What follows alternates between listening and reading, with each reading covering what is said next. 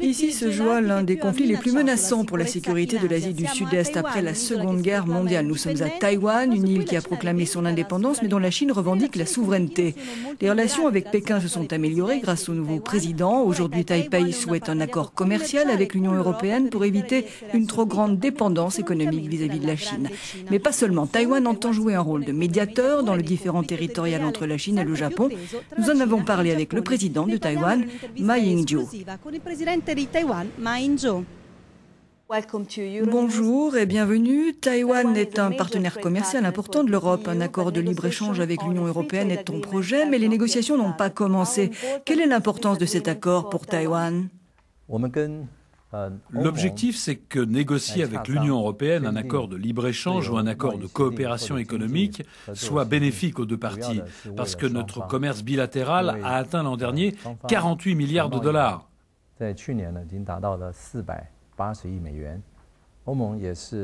L'Union européenne est la principale source d'investissement à Taïwan, plus de 32 milliards de dollars. L'Union européenne a fait des progrès sur les accords de libre-échange avec plusieurs de vos concurrents en Asie. Les négociations ont abouti avec la Corée du Sud, avec Singapour et sont en cours avec le Japon. Craignez-vous que Taïwan soit laissé pour compte ? La Corée du Sud et l'Union européenne ont signé un accord de libre-échange il y a 2 ans. La Corée du Sud est notre principal concurrent commercial sur les marchés mondiaux, ce qui représente une menace considérable pour notre pays. De même, l'accord de libre-échange signé par la Corée du Sud et les États-Unis, qui a pris effet l'année dernière, a déjà eu un net impact sur les exportations de nos produits aux États-Unis. Nous avons déjà pris un retard qu'il faudrait rattraper dès que possible. Quels sont, selon vous, les principaux avantages de cet accord de libre-échange avec l'Union européenne ? Selon une étude menée par un groupe de réflexion au Danemark, si Taïwan signe avec l'Union européenne un accord de coopération économique ou de libre-échange, cela entraînera une hausse de ses exportations vers l'Union de 10 milliards d'euros. Pour l'Europe, au cours des 2 à 5 prochaines années, cette hausse pourrait être de 12 milliards d'euros. Comme Taïwan est au cœur de l'Asie orientale, de nombreux pays pourraient utiliser un tel accord après sa signature pour renforcer leurs échanges commerciaux avec la Chine continentale et l'Europe.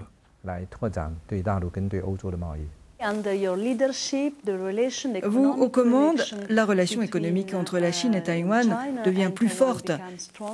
La Chine et Taïwan sont de plus en plus proches. Trop proches ? Nos relations avec la Chine continentale se développent normalement. Elle est déjà le plus important partenaire commercial de Taïwan depuis 10 ans.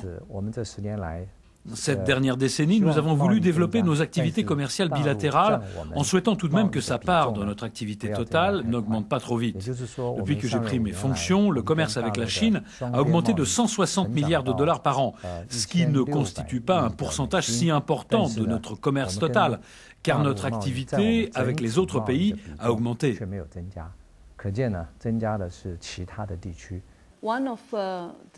L'une des craintes en Europe, c'est que certains de vos marchés restent fermés aux entreprises européennes. En quoi êtes-vous prêt à ouvrir vos marchés aux entreprises européennes, par exemple dans le secteur des services ? En ce qui concerne les services, les accords de coopération économique que nous avons signés avec la Nouvelle-Zélande et que nous sommes sur le point de signer avec Singapour couvrent les services. Une fois ces accords conclus, les droits d'importation passeront de 85% à 0. Par conséquent, si nous signons un accord de coopération économique avec l'Union européenne dans l'avenir, son contenu sera probablement très similaire. En quoi l'accord de libre-échange avec l'Europe pourrait aider Taïwan à améliorer sa position sur la scène internationale ? Au cours des 60 dernières années, avec la pression politique internationale, nous avons été plutôt isolés. Mais Taïwan est une nation commerçante très importante. Les importations et les exportations de Taïwan se classent 17e ou 18e au niveau mondial. Ce n'est pas négligeable. Et lorsque nous signons des accords de coopération économique avec d'autres pays, notre champ de manœuvre international augmente naturellement. Bien sûr, nous ne comptons pas uniquement sur le commerce et l'investissement. Sur la scène internationale, nous voulons jouer un rôle de pacificateur et de soutien humanitaire. et démontrer que Taïwan est un atout pour la communauté internationale et pas une obligation.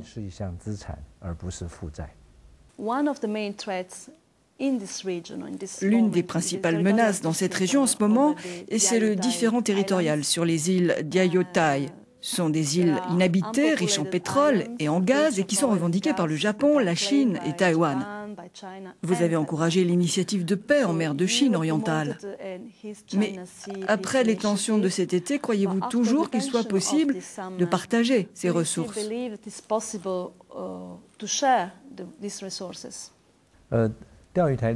Les îles Diaoyutai, ou Senkaku en japonais, font partie intégrante de notre territoire souverain et appartiennent à Taïwan. La question a provoqué des frictions avec le Japon ces 40 dernières années. En avril dernier, nous avons signé un accord de pêche avec le Japon et trouvé une solution temporaire sur les problèmes de la pêche. Même si le conflit de souveraineté n'a pas encore été résolu, notre position, c'est que si la souveraineté ne peut pas être divisée, les ressources, elles, peuvent être partagées. En réglant d'abord la question des ressources, nous désarmons le conflit global.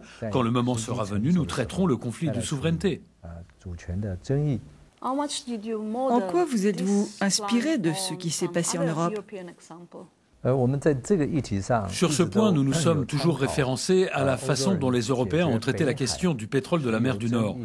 Je crois que ce précédent est important pour les régions qui connaissent des conflits de ce genre. Mais parvenir à résoudre un conflit similaire dépend de la détermination et de la volonté des pays voisins. Dans votre proposition, finalement, la question de la souveraineté n'est toujours pas résolue. Et quelle est la solution politique ? Qui doit gérer ces îles ? La résolution finale de problèmes comme celui-ci est nécessairement politique. Mais dans le processus destiné à trouver une solution politique, permettre le développement conjoint des ressources peut être un moyen d'ouvrir la voie à un règlement politique.